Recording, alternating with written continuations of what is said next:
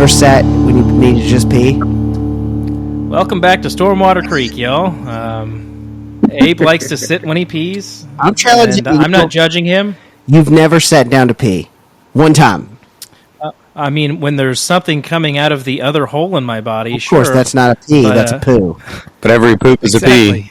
But not every pee is a poop. It's true. It's from the great philosopher Butters. Yes. There it is. There he is. Butters is the best, man. Well, we're joined from with our friend Ryan off the grid from Instagram fame. Ryan, how you doing, man? Doing good, man. Doing real good. Living life. I do want to ask before we start, what's the proper pronunciation of your last name? So my last name is a Belgian surname, and it's Baudhuin. Baudhuin. Okay. It's good. We like to get that out of the way. I called a guest the wrong name for the entire podcast once. It happened. That was a thing. He waited till the end to correct me. And so, live and learn, right? I don't even correct people anymore. It's just, did the nickname, did that come out of people mispronouncing your name, kind of? Yeah, I mean, when I went to boot camp for the Marine Corps in summer of 2000, and the drill instructor didn't feel like pronouncing my last name, so it stuck, and it stuck hard. That's fair. The Buddha. Because I'm not a big fat guy. No, you're not. No. You have. For anyone not aware, go to his Instagram page right now, and you'll see what we're talking about. He's in shape. This guy does squats, man. Well, so you talked a little bit about this already, but you said you were in the Marine Corps, so just kind of what got you there? What's your story? What's your backstory? And just growing up, I come from family lineage all the way back to the Battle of Bunker Hill, and grandfather fought in the Marine Corps in World War II, and just kind of felt like I was called to service, and looked at all the branches, and we had recruiting day at my high school. And all the recruiters talked for an hour, and they talked about bonuses and travel and technology. And the Marine Corps recruiter went last, and he got up there, and he grabbed the microphone. He's in dress blues with a big stack of ribbons, and he says, "My name's Staff Sergeant Piawassett, United States Marine Corps. You think you're good enough? Come talk to me." Dropped the mic, and I enlisted 2 days later. I was like, "That's me," and I never looked back. it's awesome. I found my people there. Like the brotherhood is unreal. So, spent 7 years in the Marine Corps, deployed to Iraq in 2004 and 2005 with an infantry unit, and some of the heavy lifting over there. Came back home. Those were the good years, huh? 04, 05? Yeah, 04 was pretty GWAT. Yep. GWAT. Well, thanks for your service. You cut out there. I just said GWAT. Oh, thank you. Oh yeah, GWAT. 04 was our election, their election, Fallujah, Ramadan, all within 5 months. So yeah, hectic. Like you said, the fun years, It was like 70. It was like. I mean, I guess if you're gonna deploy, especially as an infantry marine, you don't want to go over and do a peacekeeping mission. I would have rather been in the fight than not. Yeah, you're there to bust shit up. Yeah. Doing Marines. Nothing is more fun than kicking a door down at 3 a.m. and just raiding a house. Yeah, I shoot with some guys who are Army Rangers and Marines and stuff, and kind of same as you said. Just it was crazy, but it was fun. Yeah. Well, it's like Jared said. Thank you for your service, and you're a braver person than I am. I'm kind of a sophomore here, so I'm not really into. I don't know how I could do. He's scared of fish. I don't know what I would be like. Put it like that. He's scared of fish. I'm not scared of fish. Okay. I feel like you kind of are. I'm not scared of fish. You ever taken a nephew, real young, 8, to catch the fish for the first time, and it flops right when they're about to grab it, holding the line, the rod, all weird, That's Abe every time he catches a fish, and he's in his almost 40. I'll be 40 soon. Yeah. Okay. Because you're old. That's your 40th birthday goal, is to not be scared of fish anymore, right? Yeah. It's good to have life goals. You guys rip on me 13 or 14 more I'm times. totally I'm fucking out of here. Okay. I'm not afraid of fish. Okay, let's make that very clear. I'm afraid of going to war. That's the. Oh my god. So this past weekend, the Stormwater Creek crew got together, and we Austin also works for a company called AccuFire Tech Technology, based out of Texas here in North Texas, and they make optics, obviously. So they're hosting a competition in October. We just decided we were going to sign up and kind of get into it, and he's done a few competitions, and I noticed obviously Savage Arms, on your Instagram page.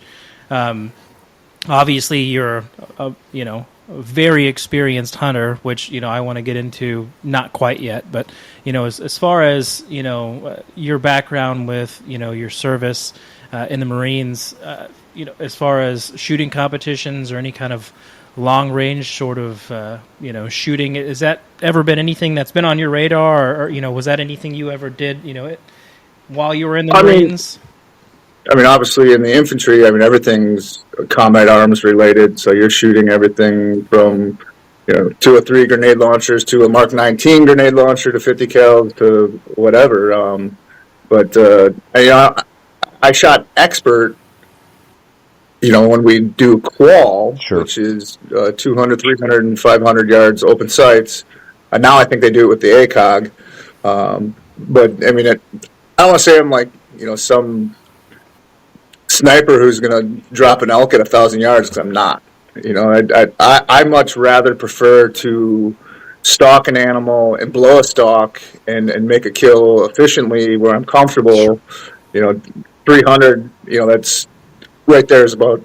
I'll take a shot at 4, but my bread and butter, 200 to 300 stalk up on them. So I've never done long range shooting competitions. I'd rather dial in at something where I know it's going to be an efficient kill. Sure. Absolutely. And hunting's 100% different ball game than trying to ring steel at 600 yards. I'm pretty comfortable shooting up good ways, but I'm right there with you. I wouldn't take a shot at an animal much over 3 or 4, and 4 would be like, oh shit, that's the one. This is as close as I can get. And I think this is we're not gonna get across that canyon or whatever. This is the shot. Right. The situation involved missing a piece of steel and losing some points. Your buddies just bust your balls. Wounding something, that's pretty shitty. So I 100% agree with you. For sure. I am part of the Savages field staff, and they first brought me on more so because I waterfowl hunt more than anything.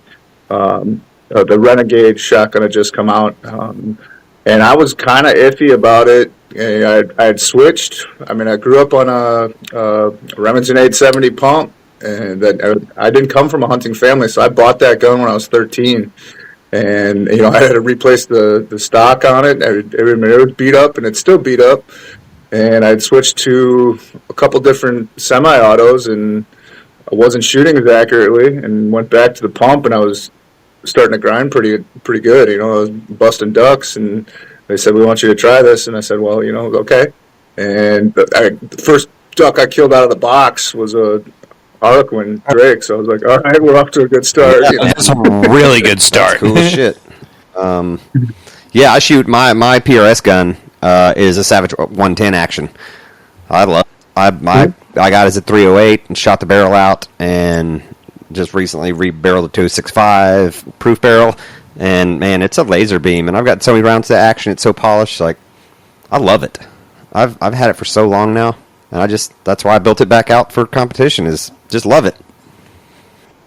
Heck yeah. Who's the old dude? They just got me the Mountain Hunter, which is the straight pull. Yep. What's crazy about that is you walk up to the firing line without ever shot it before, and you acknowledge that it's a straight back, straight forward, and the first shot you take, you immediately it's just muscle memory. You go right to it. So it took a little bit. Got that dialed in. I got an elk hunt coming up, and after we're pretty confident and that it was all doped up, went and did some rapid fire on some metal at about 300, and slinging, ring, ding, ding. I was like, all right, I just the action on that. It's cool. to not lose your line of sight. I mean, I'm shooting a 301 mag, so you're going to lose That's Lawrence some. cover right there. But- Yep. Yeah, dude, that's it. I got to mess with that straight pull at SHOT Show this last year. I dig it. I've Nice. got Yeah, I'm a I've got fan an of old it. Blouser, German Sig Blouser. That's straight pull, the R93, and it's fun. So, Nice. but yeah, getting used to that. It was weird the first time I shot it, and I'm just like, like you what's said, you're going just on? like, what? It's not moving. It's not working. Oh, What do I do with my hands? What do I do with my hands? Yeah. But I take. And that was the first gun they actually they flew us out, and yeah, I mean everything was already machined already, but I got to put it together and build it. That's awesome. And with a custom order, they brought probably about 10 of us in. Got the tour of the factory, and that's impressive. Just watching slabs of metal go through the assembly line, and what I noticed about the workers on the floor. They took so much pride in their work. I worked in a factory one time growing up, and then I was like, never again. And these guys, they give a shit. I mean, they were pulling people aside. That like one guy grabbed me, he's like, "I watched your YouTube video. I built that gun that you shot it." And I'm like, "That's cool to see them get to see their product get out there and do what it's supposed to do because they take pride." Oh, in it. absolutely. Based on Nick's experience with my Savage, I'm 100% a fan. Like, I dig them. I never had any issues, so but I mean, everybody says customer service is solid. I like it. Yeah, I'm a fan. They take care of us, and I'm never going to hawk a product I don't Sure. believe in, and I believe in them. Sure. Are you running? I mean, Go ahead, Jared. I was going to say our buddy Rob, my friend Rob suggested, I didn't have a hunting rifle at all, and past 5 years, I guess I've gotten into hunting, and I did my first deer hunt with these guys, and he suggested the Savage Axis. I think the Axis 2, and that's the little 243 that I've got, and I've killed a few deer with it, and I love that thing. And Austin, you've polished that action a little bit for me. I mean, that thing's awesome. I mean, I don't know that I need another rifle. You don't absolutely. You put in a box through it every year to hunt animals, dude. That thing lasts you the rest of your life, like all day. absolutely. Yep. Until I can get you convinced to come hunt elk. Or until I can convince you to shoot matches with me. Because once you shoot matches, shooting animals ain't shit. So you bow hunt too, right, Ryan? Also? I do not. I mean, I've got a bow. I have bow hunted. I bow fish a lot more than I bow hunt. It got to the point where, especially where I live in Wisconsin, the rut is during the best time to hunt ducks, and you can pretty much know where the ducks are or go grind it out for a deer. And I mean, I respect the guys that hunt a deer all season, and I'm on the road too much, and I don't have the time for it to be as good at it as I would, as I would set a standard for myself. So I No, I have a pretty. just don't have I have time. a pretty, I think, controversial opinion that I would much rather shoot a duck than a clover rat any day of the week. Yep. And so we all, Clover rat. down here in Texas, there's so many of those things, and it's not that we don't respect them and all that, but it's just like, you buy your license in Texas and you get 6 deer tags. We got plenty. Yeah. We got plenty. And like you were saying about bows, we all bow hunt or kind of do. I like to shoot my bow. I can comment for myself completely that the only reason I started bow hunting was to be able to hunt more and have places to hunt because I didn't really have a spot or anything at that point. So Texas, all the public, 99% of the public land is bow only. So it was really just out. I'm not this diehard Cam Haines bow hunter business, and that's cool. Do your thing, right? But it was just for access. Really, is the only reason I started bow hunting, and I like shooting my bow again. It's but fun. Now I have a lease. Now, very fortunate to get invited on. I don't shoot my bow anymore because we get 5 months of deer season.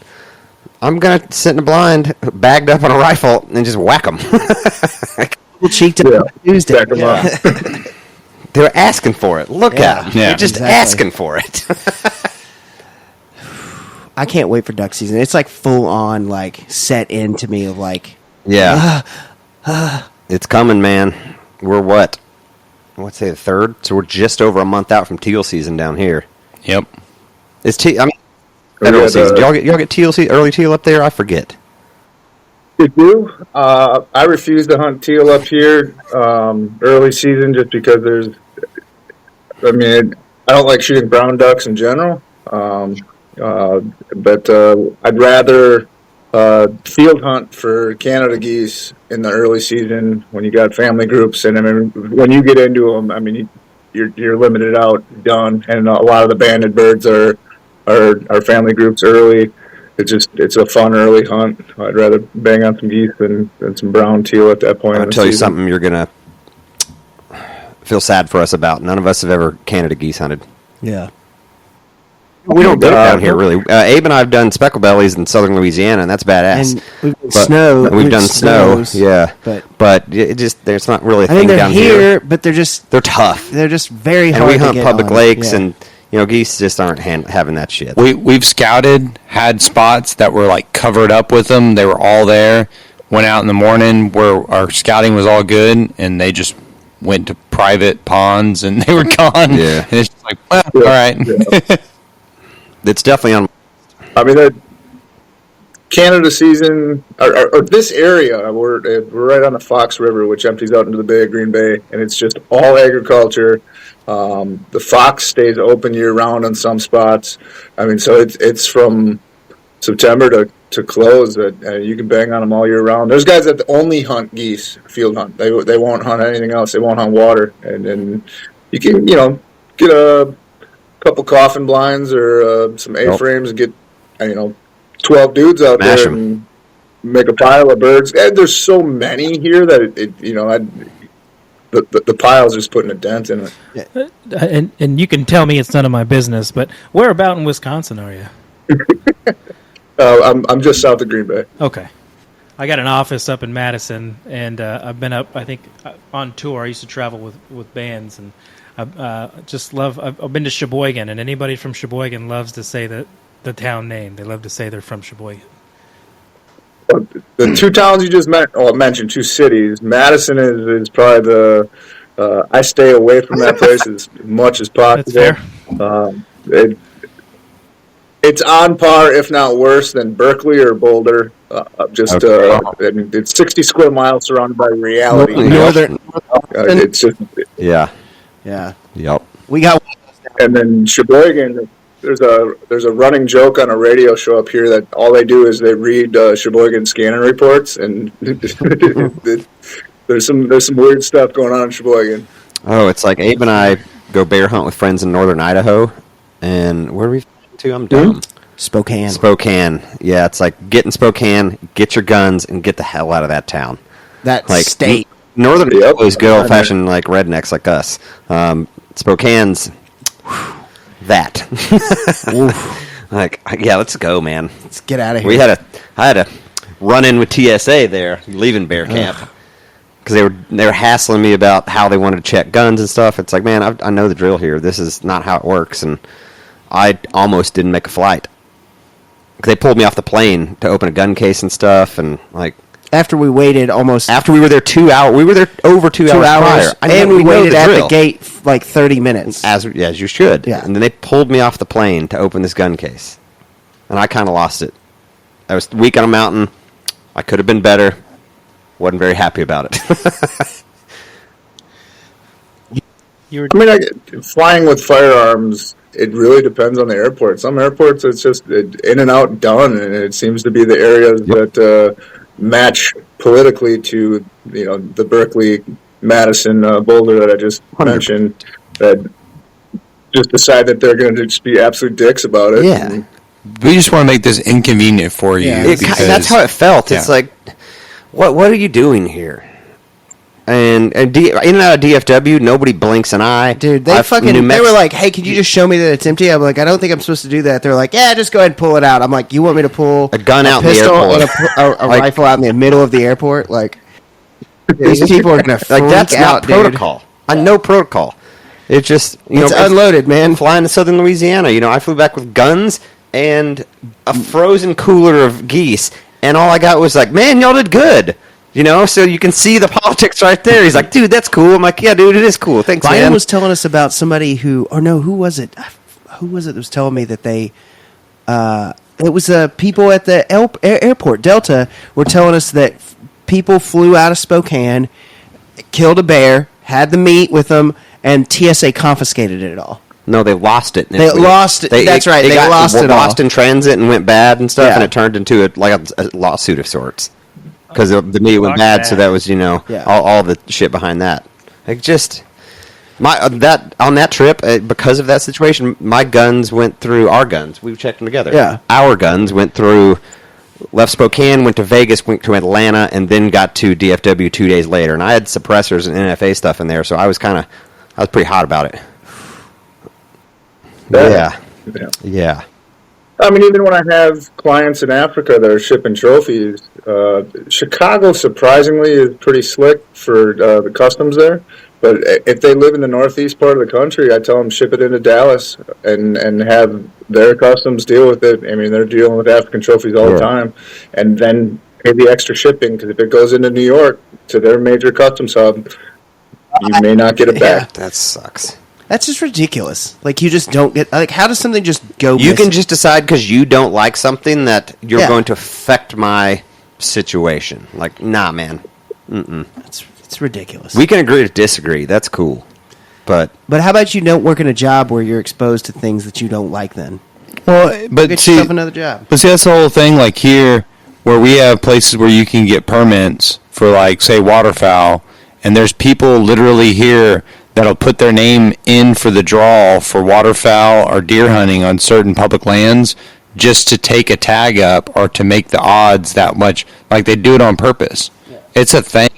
They do it by accident. You know, and it's like, I get it, but we're doing something legal and you're just being an asshole. You know? yeah, Don't totally. get it. Playing devil's advocate, I mean, the type of person you're talking about, I probably think sucks. You know, if I met them in person, I'm like, this person sucks. But at least they're putting money into conservation at that point and actually buying the tag, whereas, you know, the people that are out there just protesting or harassing your hunt or, you know, especially harassing your duck hunt on a public wetland that they've dumped no money into through tags whatsoever, you know, at least that person is actually contributing in some form. But, yeah, like I said, if I saw them in person, I'd be like, that person's a You're right. The ones I'm talking about, you don't need to hold even a license to get these, and they're free. You just go into a lottery. It's just like a... Yeah. Which, I mean, exactly. I don't understand. That's what I was going to say. I'll play devil's advocate back again. Is exactly what Jordan said. It's like they're not spending money on this. They're throwing it where, like, you just send in an email. Like, there's multiple local lakes. It's first come first served, like 500 tags. All you do is send in this paperwork, and it's first 600. And you hear all these stories about people who just don't want you shooting ducks on that lake. They'll just fill it out with their own info just to pull tags to keep people off. Would there be a way to combat that? Like in Wisconsin, we have a conservation congress. I mean, they're as handy as regular Congress, but they do get some stuff done where you could, you know, approach them and say, hey, you know, this is what's happening. Make these people buy a license. And, you know, in order to get the spot, they've got to, you know, provide a license number. That's exactly what it should be. And just like putting it out of state. This sucks. Buy a license out of state just to maybe draw a tag, but it is what it is. But so, you're absolutely. You know, I mean... And because we all care about animals and conservation and all that, we're very happy to do it. But to your point, Ryan, just weeds out the weeds out the bullshit. Yeah, people want to put their money where their mouth is. I'm fine with that. Like when you're playing devil's advocate, I'm A-okay with that. You know, you want to buy all the tag and then not use it, fine. Because at least it's one less person in the parking lot. Yeah, one less person in the parking lot. I'm getting my tag. Yeah, one less person in the parking lot, and then it's also money going to conservation, which is great. Oh, wait, was I not looking at this the right way? No, you're looking at it in the correct way, sir. As a there's priorities. It's less people. All factors are fair. Yeah. And nobody hates a duck hunter more than another duck hunter. Man, absolutely. and unless you're in off season. Yeah. As soon as it starts, it's like, nah, man, we ain't buddies anymore. You ain't in this crew. I will say, I think this past season, though, I mean, with the spots that we go to, Jopol Lake, you know, the other hunters we ran into, I feel like we had a pretty positive duck season with our encounters. No, it's always fine. We're just talking with the shit. dog. That was it. Oh yeah, our hunt that morning on down the The coast. legendary dogtail. Anyways, yeah. I'm not much of a But fighter, yeah, Ryan, and I was going to fight somebody that day. I mean, I would probably got Not a my ass fighter kicked, at but all. you know, I was supporting you. Oh, I was. I would have at least got a hit on We somebody. would have at least got a really good reel out of it. Oh, my Dude, gosh. Can you imagine? Abe squeaking at Just somebody. We were texting and telling you to kick that kid's ass. So, I guess for a short story, give him a 1 minute version of the story. So, Well, we forgot a boat. We had a trailer that didn't work. We had a boat that didn't work. We got to a place about 9.5 hours later than we should have. We got 15 minutes sleep that morning. We got 15 minutes sleep and discovered we forgot things that morning. And then got out there. It was fucking miserable.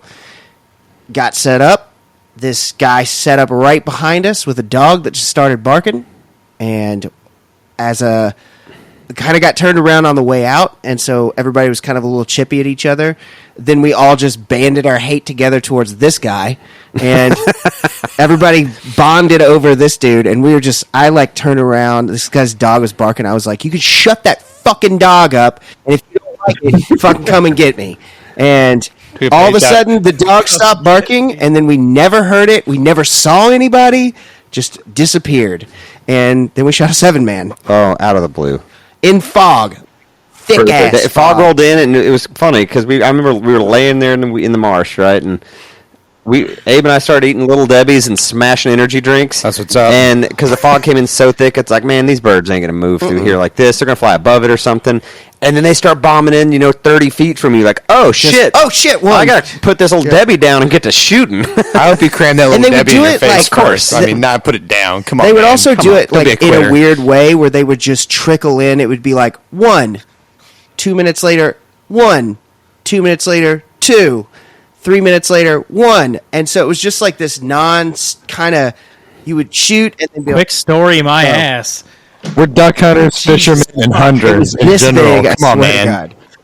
God. There's no way that you can tell a quick story as a hunter A in 1 general. minute, a 1 minute hours 7-man later. limit. There's no way. I mean, has there ever been an epic duck hunt where it doesn't start off with everything going No. wrong? Ever? That's the That's the beauty of duck hunting, man. Fair. I think Ranella said it best at one point, and everybody has mixed feelings about him, and that's fine. Good stories aren't built around immediate gratification. Like you don't talk about you don't talk about riding a roller coaster 5 years later. But we talk about this hunt of Tattoo fun? having a trailer going down and we duct taped a headlamp to one of the brake lights just so we had running lights so we could get out there. Then boats were fucked up, and then the canoe was forgot, and it was falling apart.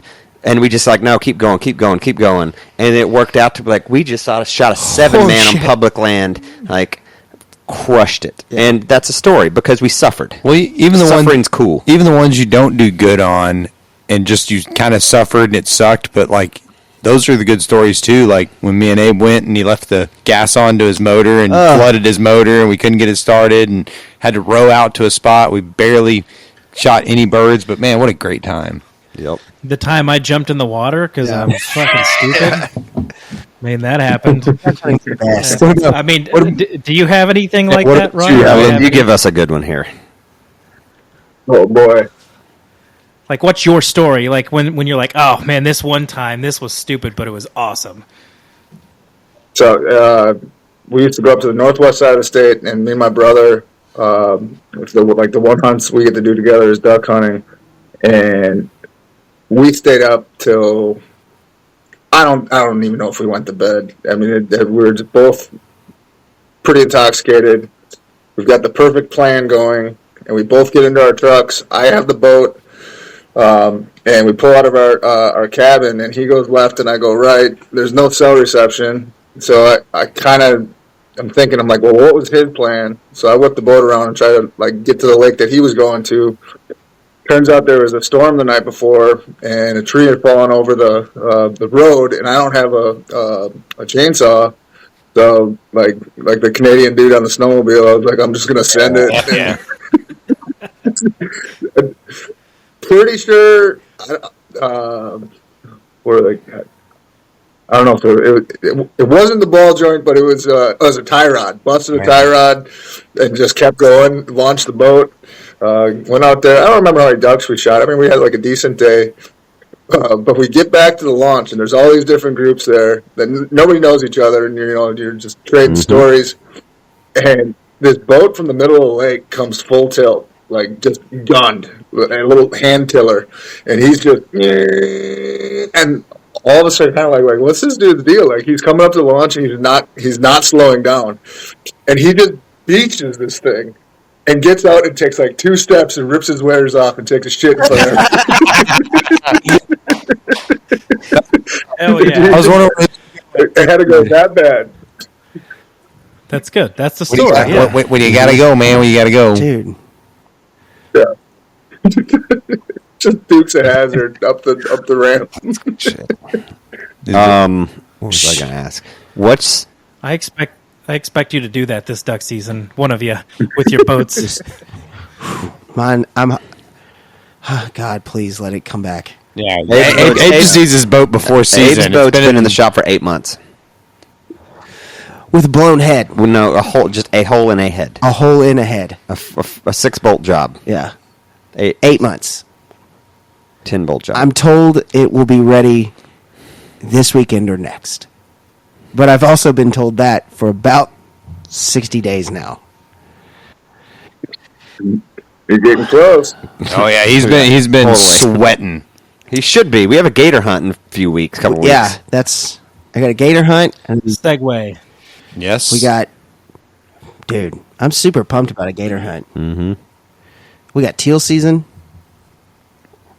and then big duck season, and we got fishing. So many Let's activities. talk more about this gator hunt you're doing. It looks like our friend Ryan here has been on a gator hunt. You done some gator or hunting? 2 before. I've done gator hunting probably 5 or 6 times. I don't think I'll shoot another one unless I get a wild hair up my ass. But I work with a really good buddy out of Louisiana, Mark Vogt. He runs a bow fishing company, Bayou Bow Fishing, and his good buddy Kimmy Serenier. They have donated their time and tags to 2 Purple Heart veterans. So we're taking 2 guys out chasing gators, and then we'll take them chasing alligator gar and redfish. So that's it. End of August. Pretty stoked about it. Mm-hmm. Hell yeah. You'd be down a little closer to us at least. It's 2 Midwest guys too. Like it's nice to get guys. I try if we put a hunt on. That's even out of state for me. It's likely something I've done before, and with an outfitter I've done it with before. Is finding, example would be, you get an Osceola turkey tag donated. The hardest of the 4 to get just because financially, and I open that up to the public. I'm not going to give it to a guy who that's his first turkey, or he's, I'm giving it to a guy that's chased 2 or 3 of the 4 already, and that's his grand slam. It's got to be tailored, so it's extra special. Yeah, it ain't no Rio. Yeah. Osceola. I mean, I'm not going to give a gator tag to a guy from Louisiana. We're gonna find some guy who it's out of their realm or possibility or something they thought they'd never be able to do in their life. Yep. That makes sense for sure. Yeah, that makes perfect sense. Yeah, we're going to chase for about a week, I guess. 4 or 5 days, yeah. And I'm interested to see our camp set up because we're going to both be working, which will be kind of cool. Maybe. Kind of cool. That's lame. Hey, look, here's the deal. The fact that I've got a job where I can work from a that's a cool part of it. But having to still work, lame. It is lame. It is lame. He worked from the boat. Taking many a phone call from a boat. Abe and I've been on Zoom calls and layout blinds. Yeah. Like, mute it. Here they come. Mute that shit. Did you see that? Was a TikTok or a reel or something? And it was during COVID when the kids were home or schooled from home, and the teacher's talking, and like you don't notice the kid in the bottom left corner, but all of a sudden little Johnny pulls up and just wails on him, and she's like, "Johnny, for the last time, please put your quit your mic on class." That's fantastic. Sorry, Mr. Johnson. That's good. I mean, it's just like at some point, what does it matter where I'm at? You know, It doesn't. I can talk to you. All the knowledge is in my brain, so as long as my brain works, we can talk. Who cares about the location? Your Absolutely. brain never works. It works better during the day. It does stuff. It works better not around y'all. It does. It does. I'll give you that. It does work better when I'm not around y'all. True that. It's probably because of the booze. So we usually ask our guests, like, all right, if you Yeah. could take a, not like a lifetime deer, but like a real solid deer, right? Yeah. Real solid whitetail. Or get a really nice mixed bag of ducks with your buddies. What are you taking? I feel like we know your answer, but for shits and gigs, what's And the answer? what's in that mixed bag? Well, okay, hold on. Deer's I fun. want to say this then. If you feel like you guys know, I feel like you should spit out what you think first to see how accurate. I think you it's might taking the 100 ducks all day. Waterfowl. 'Cause Well, then tell me what's in the mix. I mean, nothing crazy. You're gonna You know, shoot- some wood ducks, mallards. I don't know, pintail. I don't know, just nothing yeah. crazy. Yeah. Like not a. I mean, what would he say? I would say a bunch of good solid ducks that just make Yeah. not even like crazy ducks, like just Some like gray you're saying, ducks like and a mallard. yeah, like You know? Yeah, I mean, a nice. So we barely get any pintails up here. When they do, they come through when they're gone. So a pintail would definitely be in there. And I mean, we have really good mallard hunting up here. So you go down to Arkansas and they get mad when you shoot anything that is a puddle duck that's not a mallard. They lose their shit. So I mean, just a pretty wall hang gadwall or something Yeah. like that. I mean, the answer is obviously ducks, but this last December I got to shoot a whitetail for the first time in 12 years, and people are surprised by that. Same duck camp I was talking about with my brother. We lost our parents in 2011, 2 months apart, to cancer, and me and him would still go up there. A cousin would still go up there. We still had kind of a camp. We'd bring people, and that side of the state, wolves were already there, and the wolf packs are tearing stuff up, and people don't realize how many bears kill fawns. Had 2 hard winters in a row, and they were giving out too many doe tags, and it got to the point where like, what? I'll hunt even if I'm not killing something, but if it's like year after year after year of just, it wasn't worth it anymore because the camp had died. It died with my dad, and I just stopped deer hunting and duck hunting more, and we put a hunt on in West Texas, and when I put an event on, I don't hunt. Sure.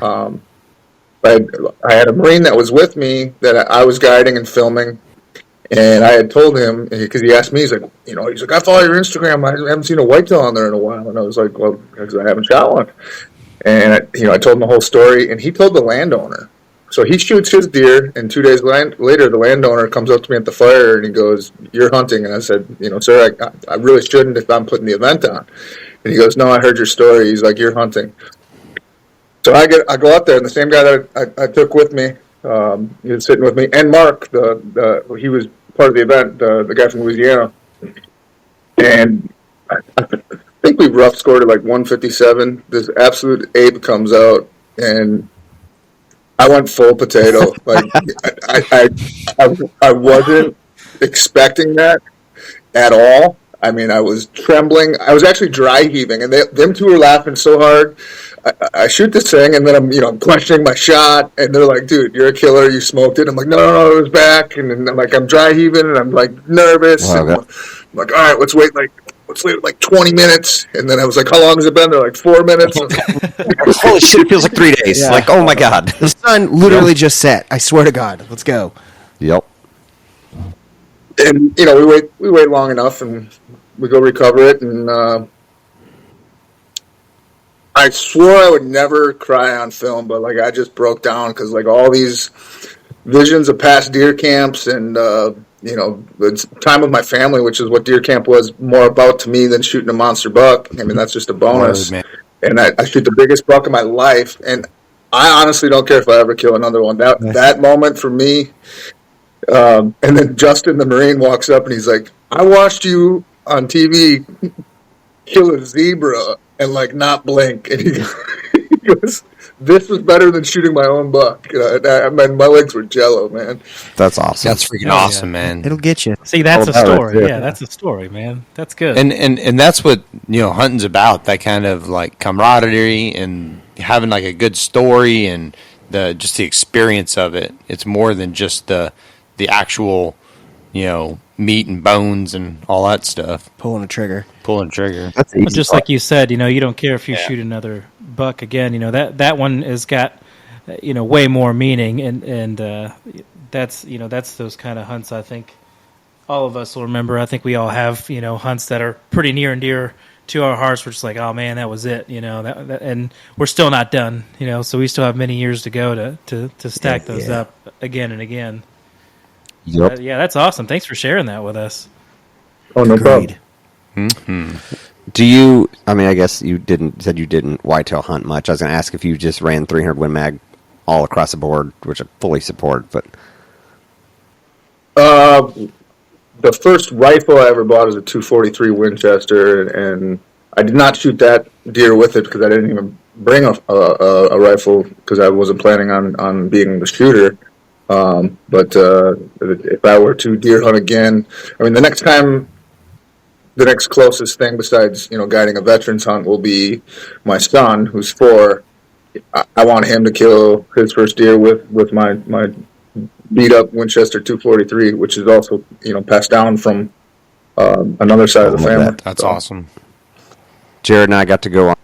It's a great deer round too. I mean, it really it's is. killed more deer than any other round. I'd stand by that. That's just old school deer round right there. My first rifle is a 243. Jared's first rifle is a 243. I dropped. Yeah, I had to buy. Mine didn't get handed down though. I bought mine. My family's. I don't come from a family of hunters, so I don't know. Maybe I'll give it to one of my nephews someday. Yeah, I mean, you're starting a tradition, and you have that to pass down. Trendsetter. And I mean, I didn't. I mean, my dad didn't hunt. I had a cousin who hunted, and his grandpa, who was kind of like a grandpa to me, who hunted. And so, like, everything I had, there was no hand-me-downs even. I mean, I had to save up money, and Christmas presents were, Blaze Orange or whatever gear that I could get my hands on. Long-handled underwear. You're like, oh my god. Yep. My hand-me-downs have been from my friends because also, they have stuff that they buy nicer things, and I'm a cheap ass. So I'm like, oh, where's that? Cool, pass that over here. Absolutely. Yeah, what's up? You talk about trying to get into hunting. It is. I mean, there's a lot of stuff, but you don't really need a lot of stuff too. No, we get bougie and spoiled. Yeah, it's like I don't need. I need Nice gear's nice. 2% of what I actually bring with me most of the time. I could hunt very much so in a lot less. For Ryan, with your waterfowl, speaking of gear, what is like something you don't go out without? Yeah, what's your Like waterfowl, let's go with waterfowl first, or anything across the board. I'm part of the dark side. I'm a sticker boy. Yeah. I mean, I hunt some cold shit, so I stand by it. Yeah. I refused to do it, and then I found out the waders were 10-year warranty. Ripping through a pair of waders every year or 2 years, and finally bit the bullet. And those waders are so comfortable. I wear them field hunting, And after hunting Alaska or the North Atlantic, I'm like, all right, I'd rather be warm. Oh yeah, I think Sitka waterfowl gear is the best waterfowl gear, and there's plenty of good gear. But all my stuff, I love it. Those wader pants I got that last year are choice.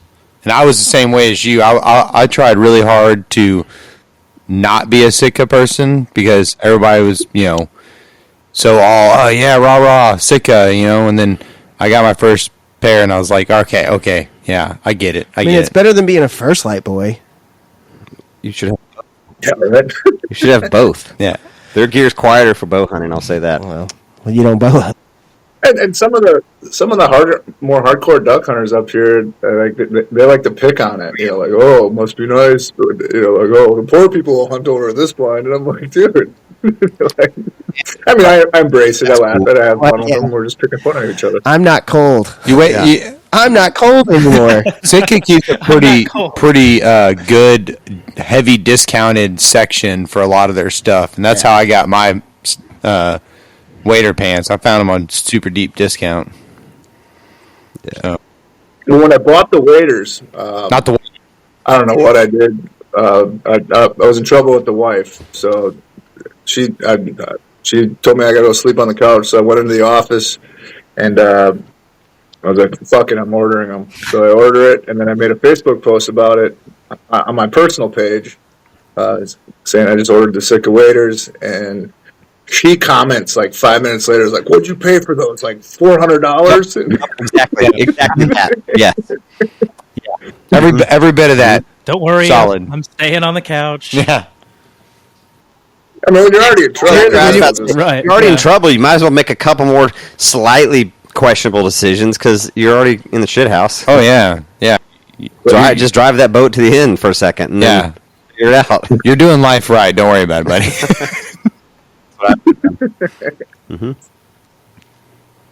So another thing that I have to comment on, just because this year's been kind of a journey for myself, and kind of even before this, Austin, with his guidance and his help, obviously his friends, but this year more so, as I've really gotten into my fitness this year, and I notice you're definitely about your fitness and taking care of yourself and your health and your body and your mind. For me, this year was really getting serious about. I stopped eating just shit food all the time. And I think I brag to these guys all the time. I'm down a waist size. I got new pants yesterday. I'm down a shirt size, and I'm down 40 pounds. And Austin's got me in the gym, lifting weights, and so we always just bounce off each other frequently, talking about like what supplements are you taking? What's going on? Do you have any new secrets? Because Austin's got a full weight rack in his garage. Abe ain't doing shit anymore.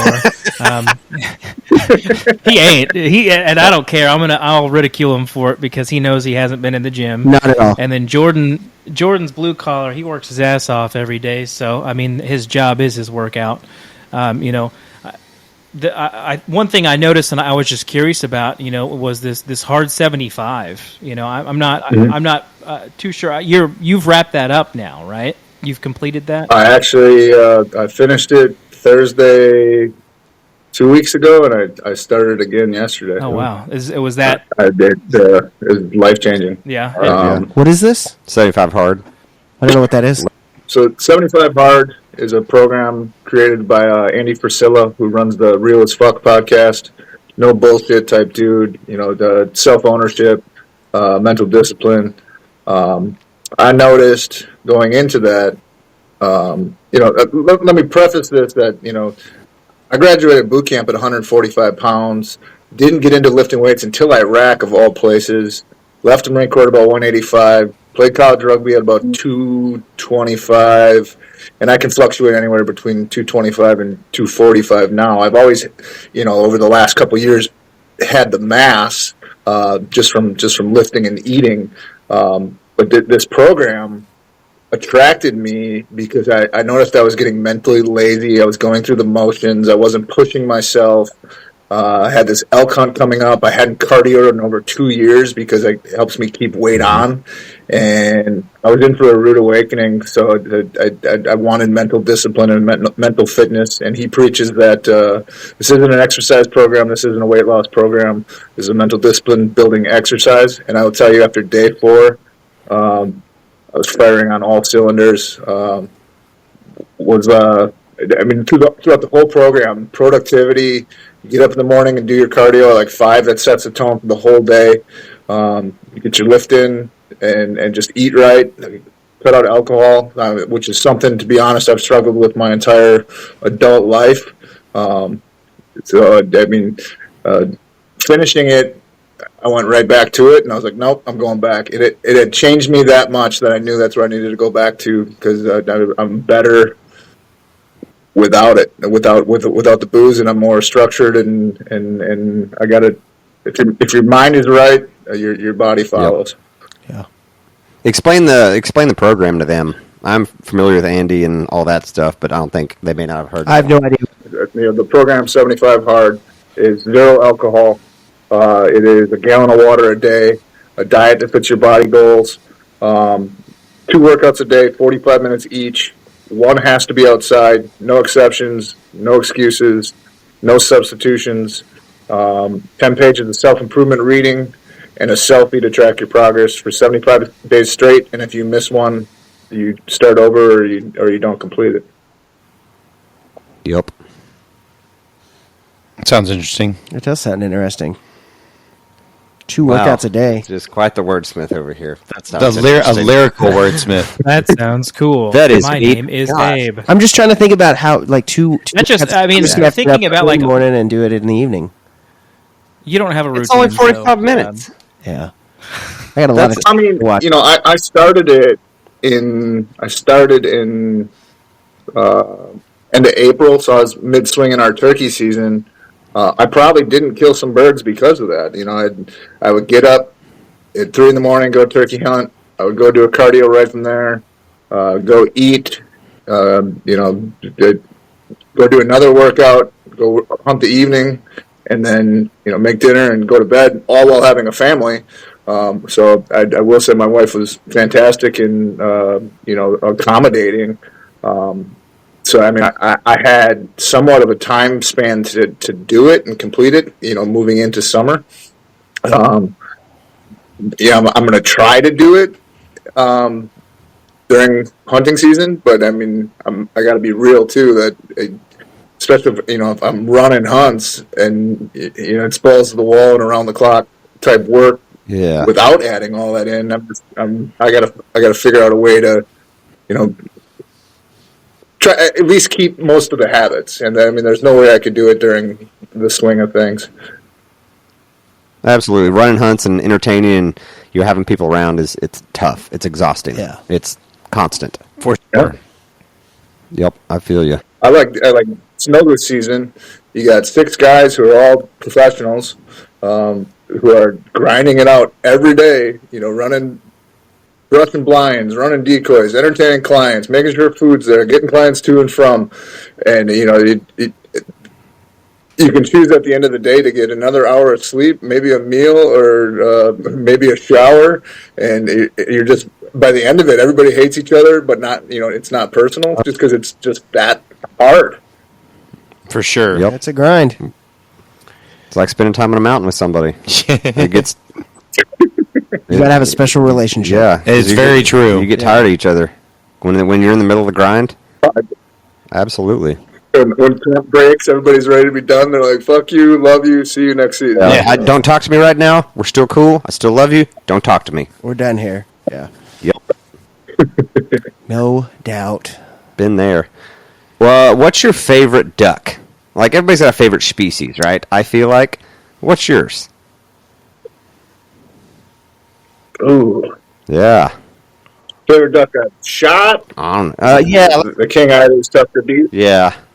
I mean, the king eider is just what it takes to get one. All the stuff you have to go through, all the conditions you have to battle. How beautiful that duck is.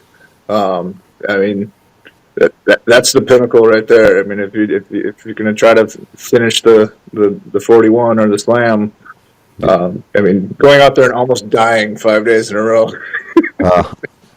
It looks awesome. What's the island? It's a surreal experience. I mean, you're in the middle of the Bering Sea, and I mean, the pucker factor is high. There's walrus on the rock and sea lions, and you're just like, yeah, there's a larger percentage we're going to die today than when I get back home. Yeah. Which outfitter have you used out there in St. Paul? King Eider Adventures, Yep. Jeremy Allman. He's out of Michigan. Yep. Yeah, we talked. He's been on here. That's who I was supposed to go this I coming. would say about Jeremy. he's got these, I don't know if he was wearing his glasses, but he's got those wire rim glasses, and my wife tries to like figure out who I'm hunting with, and who's part of the group that's running the hunt. So she's got, I don't know why, but I mean she's like, who's that? Who are you hunting with today? And I was like, Jeremy Ullman, and she pulls his profile up. She's like, he looks like Jeffrey Dahmer, and I'm like, yes, he does. Yep, I can see that. That's pretty top. Jeremy's awesome, though. That's pretty top of the list of my bucket list hunts. So that he's the dude, huh? I've known him a while. We spent snow goose camp together too with a couple other outfitters that are all badass duck guides for whatever they specialize in across the country. And Jeremy's top notch. He puts on it's safe as possible hunt. He's just a knowledgeable dude, and he's a good friend. He seemed like a really good dude on there, and him and I shared some emails and stuff after. And yeah, that's. I think that's who I'll go with. You need eventually. to go kill an eider. You need to go with me. Okay. Yeah. I've been at. Oh, don't start. Don't do this. If I was invited. See how fun it is. Change the subject. So I'll fight you right here on this video. Let me tweak Austin's question by like, all right, now if you could only hunt one type of duck for the rest of your life, what would it be? Ooh. That's a good one. This is always fun for me. I don't know why. I'm between two. Long-tailed duck, I think. There's something about watching them bomb in, and the way they bark, and when they come cruising in Mach a million, and then that white head and that long tail stick out. Not even just the person that's shooting and watching guys that are new to it go out there and absolutely humble themselves is fun. All right. Yeah, I like that. You asked the question, Jordan. What do you say? Oh man, I don't know. I really like till hunting. I like early till down here. I mean, I think I would hunt flooded timber, mallards. If I was like that's all I would do in my pretty solid too. Yeah, that's like have them sit down, top you off. yeah, just like I it's think there's pretty something sweet. there's something cool about hunting in trees. It's neat to me. Jared. Seeing the dog, up on the dog stand in the trees. I mean, as a photographer, there's not a better subject matter to shoot. Oh, it's gorgeous. Jared, Hi. are you gonna play this game? Did you just have a stroke? I like totals. You do, don't you, big guy? I don't know, man. I mean, based off of, I feel like the small amount of hunting that I've done so far, I don't feel like in my years of hunting has only been like, again, like 4 or 5 years. I got spoiled early on and with my duck hunting. I got used to private land. So, I mean, I'm going to go back to like that best hunt I ever had out in West Texas, near Bridgeport when, I smashed a limit in 30 minutes and then went back to camp and went to sleep. We're asking what kind of duck? Any of the ducks that were on that hunt. Tight. No, I mean, as far as like duck that I've made, I mean, I don't know. I think I'd like to shoot mallards. I just like big old tasty breasts. Green heads. Well, bombing down a big old battleship of a mallard is a pretty cool thing. It's tight. Big old battleship of a mallard. Dude. Yeah. Put that on a fucking sticker for Stormwater. I mean, they make all That's those amazing. decoys called battleship mallards and stuff. It's a thing. You're a battleship mallard. Yeah, you're a battleship mallard. That means you're off. That was such a thought-provoking blind question. The banter you have in the blind. Yeah, man. I mean, you're just sitting there killing time. Playing games of would you rather or marry, fuck, kill. Absolutely. That's my game right there. Yeah. I've had some of the most meaningful conversations of my life in a duck blind, but also some of the dumbest things I've ever heard in my life have been said by Abe. 100%. Ducks come from somewhere was not in a duck blind. But Jesus Christ, You said that on a podcast. that was that was a podcast. that was on a Ducks come from podcast, and somewhere. that was breathtaking. Excuse They me? do. They do. Am I wrong here? You're not wrong. He's dude. not I'm not wrong. wrong. Man. They come from He comes- somewhere. You he just goes need from to the house figure of out. learned doctors. Yeah, exactly. How dare you? That's on your fucking tombstone, dude. Dude. That's your fucking. That's on your. I would tombstone. rather Ducks come from this somewhere. fucking duck's got rabies be on my tombstone. Oh, God, that was genius.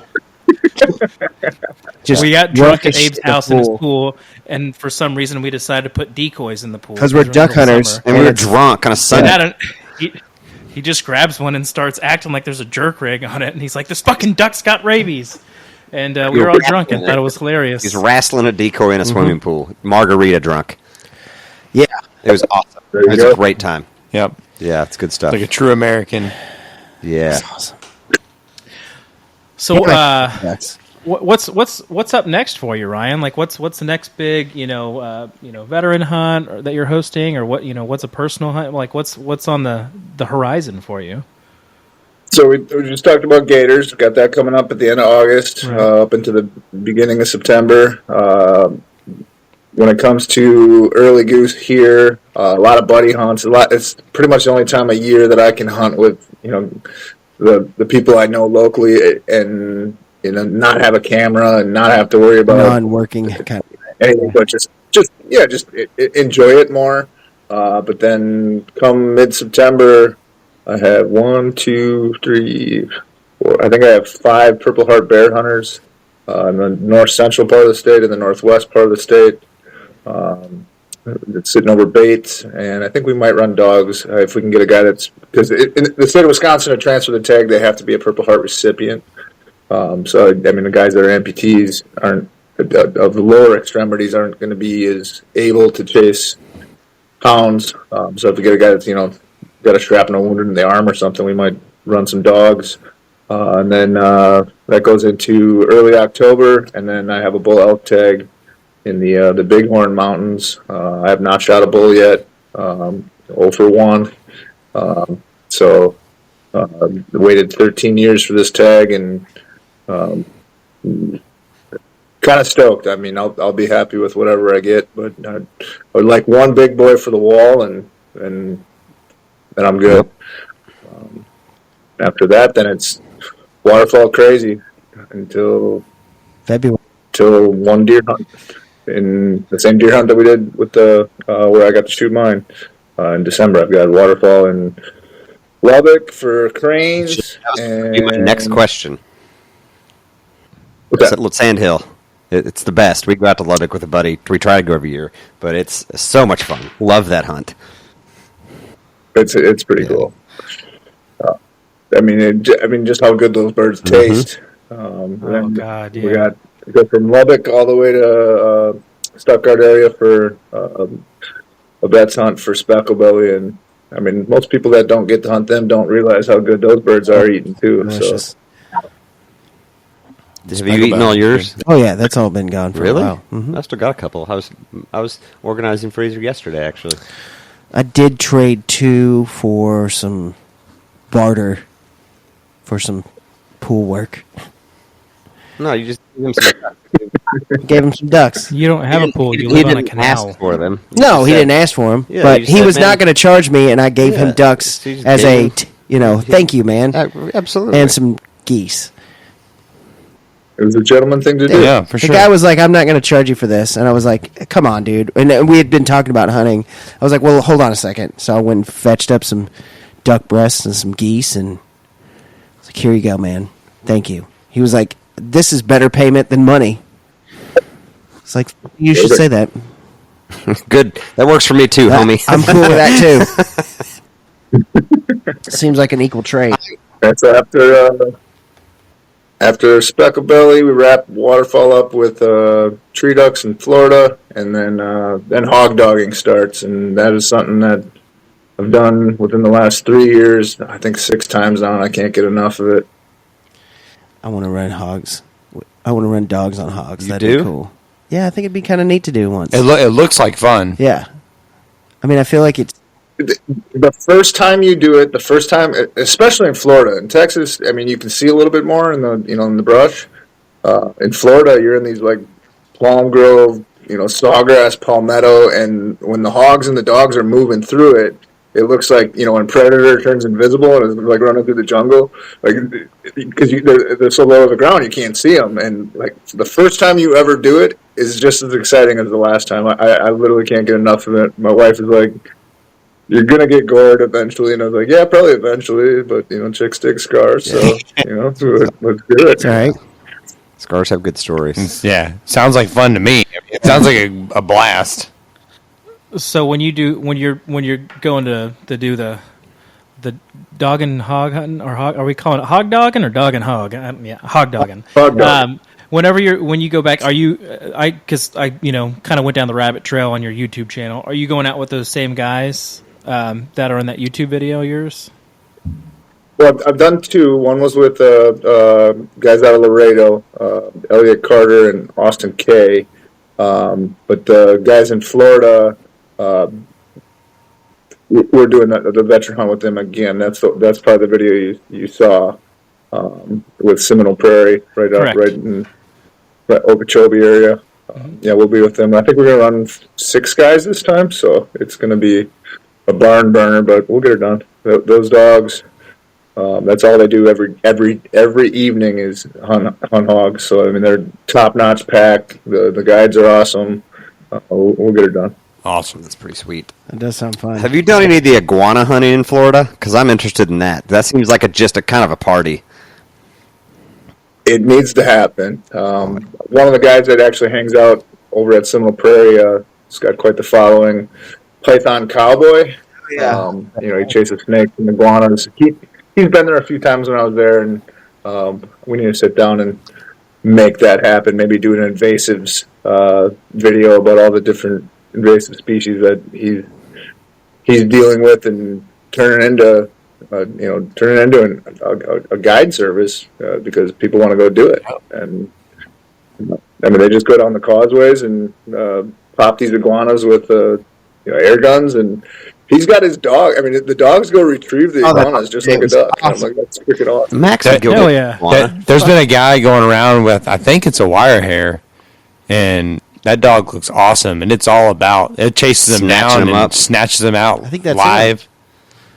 Like, That's Mike. Yeah, that's the Yeah. guy. Yeah. that looks cool as hell. I like a good wire hair. Chris Donnelly lives in Florida. You remember Chris Donnelly? Yeah. He's like, "Dude, come out here and let's fish." And he's like, "Let's go iguana hunting."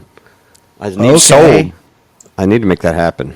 I'm into it. I would agree with that. I bet. And Max would fetch up a dead iguana. Oh yeah. Yeah. I wonder what he would do when he saw it. Just be like, Nothing. "This is He weird." fetches my turtle box out of a swimming pool. He'd fetch up an iguana. Yeah. We'll go get anything. He's like, I don't give a crap, dude. You want me to get that? Fine. I'll be right back. If I get to swim, that's even better. Yeah, that'd be awesome. Hot dang, Ryan. I gotta say, it just I'm tired listening to all the stuff you have coming up in your schedule. It sounds like you stay pretty busy, man, and that's a lot of what you're doing is pretty extraordinary, and the content that you put out on Instagram and the videos that I've seen on YouTube, it's awesome stuff, man. And as a patron of your social media, keep it up, man. It's great. Thank you. It definitely makes folks like us a little jealous and want to get outside, but we got to go to the fucking office sometimes and go to work, Speak for yourself, nerd. Yeah. What'd you do today, huh? What'd you do? I sent emails from the couch, and then went up and saw some accounts. Then came back and sent emails from the couch. Did you go fishing today? No, it's 108 Did you work out degrees. Yeah, I did. Did you work out? What'd you do? The same shit I do every day. Pinky. Squats. Try to take over the world. Same shit I do every day. Went out there and ripped a deadlift, no warm up, no belt, and came back inside. Nah, I got fucked up shoulders. I work on those every day. Have you, speaking of invasives, Ryan, have you heard of the Nutria Rat Rodeo? I mean, I've seen nutria rats, but I haven't heard of the rodeo. Buddy, when we get done here, would you Google it?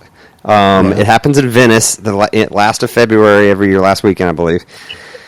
basically a bunch of rednecks show up with shotguns and rifles, and you have two. It's like $30 a team or something. It's not. It's nothing. It's nothing. And you get out there in boats or whatever, airboats, mud boats, and you go just murder nutria all weekend. And whoever brings back the most nutria, I think it's $1,000 or something. Yeah, and they have a big party, and they make gumbo out of some of them, and the rest of them they go to the zoo to feed alligators and stuff. But we're going in hot this year, rolling like thermals.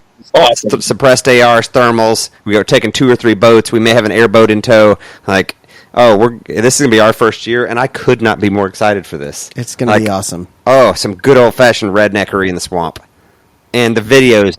So you haven't done it yet? This is the first year you're Yeah, doing it? last year it overlapped with another event, but Abe and I ran across it last year, and we'd already scheduled another event this last February, so this coming one will be our first one, and it's just the YouTube videos, and they have a nutria rat throwing contest at the end of the night, so drink a beer and tossing nutria rat for distance, and like I said, gumbo, and like it just looks like a good old swamp time.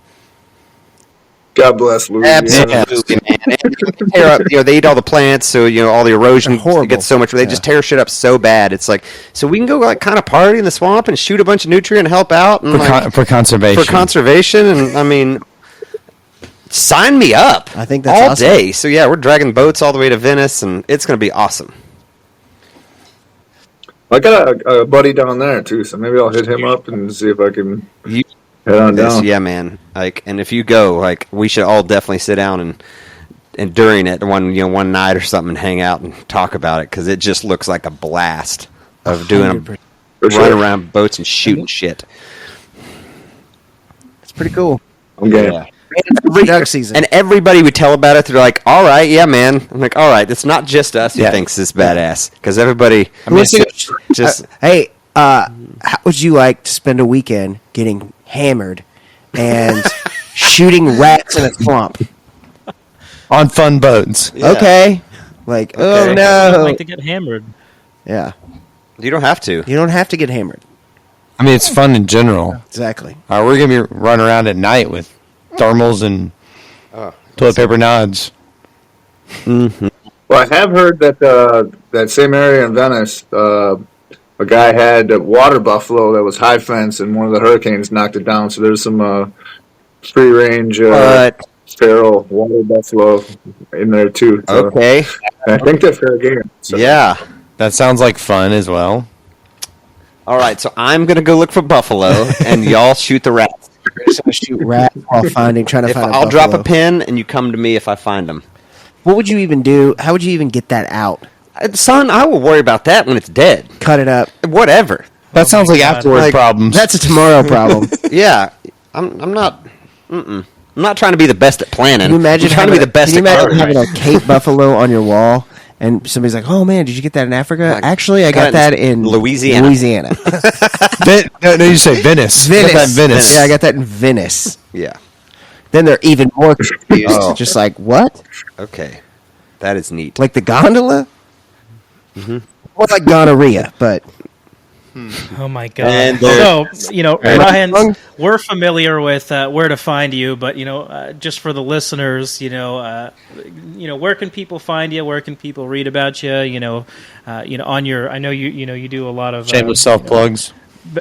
Yeah, this is just promote yourself. If you've got any events that you're hosting, if people want to donate or reach out for how do they get a hold of you? How do they see what's going on with Ryan?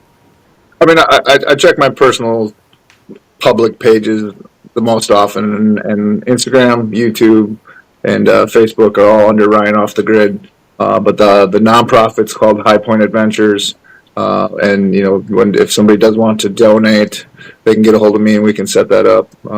We're rather small still, but we're starting to expand and bring in the right people. And I think within the next 2 years, we're going to be a household name within the nonprofit outdoor world.